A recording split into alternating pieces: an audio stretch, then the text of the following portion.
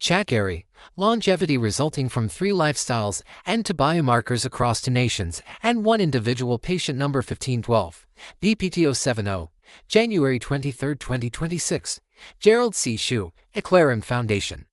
Category, Longevity and Lifestyle. Preface, at 5:30 am this morning, I woke up with a simple question in my mind. Why do Japanese people live the longest among advanced nations, while Americans rank near the bottom? Almost immediately, an analogy from my own life appeared. My health journey spans 3 distinct lifestyle phases. I grew up in Taiwan with scarcity and discipline. I then lived a typical American lifestyle from age 22 in 1969 to age 66 in 2013. Finally, beginning at age 67 in 2014, I transitioned into a Japanese-style senior life, which I continue today at age 79 in 2026, between ages 47 and 78, from 1994 to 2025. I experienced 9 near-death mortality events. I survived all of them. Since 2010, I have devoted more than a full-time effort, 13 to 14 hours every day, to self-study and medical research. My goal has been clear. I wanted to reach at least the level of Japanese longevity, and if possible, exceed the Japanese average lifespan of 84.5 years and live beyond 90. That remains my personal target. This paper uses my own life as a living comparison across cultures, lifestyles, and time to understand how longevity is shaped. Introduction. I begin by comparing American and Japanese lifestyles using an engineering framework with 1 output strain and 5 input stresses. The output strain is lifespan, or life expectancy. The 5 input stresses include 3 lifestyle factors and 2 metabolic factors: daily food portion, size, carbs and sugar intake, daily walking, obesity represented by body weight, and diabetes represented by daily average glucose level. This is first a pattern recognition problem. National data do not need perfect causal proof to show strong and repeated directional patterns. However, my personal dataset allows much deeper analysis. Over the past 16 years, I have collected and processed more than 4 million personal data points. This allows true trajectory analysis, capturing not only the data values themselves, but also their directions of change and overall patterns over time. This distinction is important. National data reveal magnitudes, longitudinal personal data reveal trajectory, magnitude, and direction of change over time. National pattern overview. Japan's life expectancy is about 84.5 years. The United States is about 78.4 years, roughly 6 years shorter. This gap has persisted for many years and is large in public health terms. Such a consistent difference must have practical reasons when the 5 stresses are examined. A clear pattern emerges. Food portion stress is higher in the U.S. In 2019, per capita food energy supply was about 3,862 kcal per day in the US versus about 2,691 kcal per day in Japan, roughly 43% higher. Even if not all calories are consumed, the food environment shapes default portions and eating behavior. Carbs and sugar stress is also higher in the US. Adults in the US consume about 68 grams of added sugar per day. In Japan, free sugar intake clusters are on 27 to 30 grams per day. This places U.S. sugar exposure at roughly 2.3 to 2.5 times that of Japan. Daily walking is lower in the U.S. Average steps are about 7,878 per day in Americans versus about 9,055 in Japanese. Japanese daily life also includes frequent standing and sitting movements, especially among seniors with 20 to 30 times daily, which strengthens their leg muscles and improves metabolic health. Aging often begins with loss of leg strength. Obesity stress is dramatically higher in the U.S. About 40% of American adults are obese, compared with under 5 to 6% in Japan.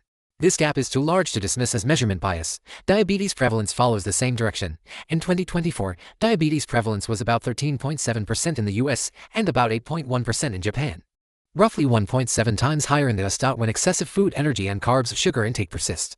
Weight increases, obesity develops, diabetes follows, and variety of mortality diseases accumulate. I have personally lived through this entire sequence.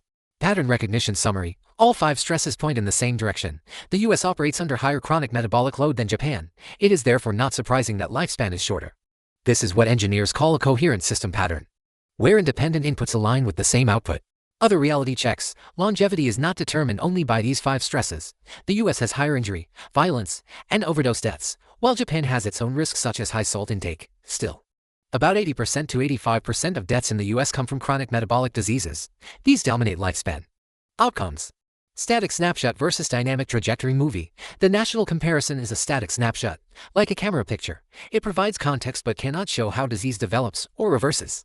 To understand progression of metabolic conditions and mortality diseases, time is required. Therefore, I apply my 16 years of longitudinal data using viscoplastic energy analysis (VPT).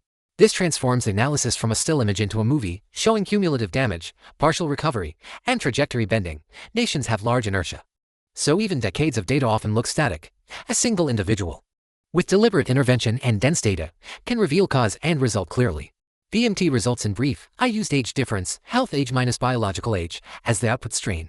Food portion, carbs and sugar grams, walking steps, weight, and glucose were normalized using clinically meaningful reference values. The VMT energy contribution ratios show that longevity is most strongly affected by diabetes and obesity, followed by carbs and sugar, food portion, and then exercise. This ranking aligns with the known pathophysiological pathway of disease progression. 3 pivot years stand out clearly. In 2014, cumulative VMT energy reached 26%. By 2015, it jumped to 89%. And by 2016, to 92%. This was a true phase transition. Conclusion: without lifestyle changes beginning in 2010, my trajectory pointed toward probable death between ages 66 and 68. Instead, I am now 79. This outcome is not luck. It reflects data-driven lifestyle decisions, persistent learning of medicine, and sustained personal effort. I am not claiming immortality or universality. I am making a narrower statement. My life and health trajectory bent. From 1947 to 1968, my Taiwanese youth imposed low metabolic stress. From 1969 to 2013, my American adulthood quietly accumulated hidden damage. Between 2014 and 2016, that stored damage surfaced abruptly. After that, my life and health trajectory changed course. I reduced my food portions by 70%, lost 60 pounds, lowered glucose from over 326 mg DL to near normal levels around 113 mg DL, maintained high daily walking, and adopted a calm, low strain rate senior lifestyle similar to the Japanese approach. The curve flattened. Damage accumulation largely stopped. This is exactly what viscoplastic energy theory predicts. Calling myself living proof is not arrogance. It is a factual description of a longitudinal N=1 system where intervention and outcome reside in the same body. Even if I were to pass away tomorrow, I would not belong to the earlier death statistics. Still, I am to reach age 90. Disclaimer: I write this paper not for fame, but to share what I have learned so others can understand their health, prevent disease, and live longer, healthier lives.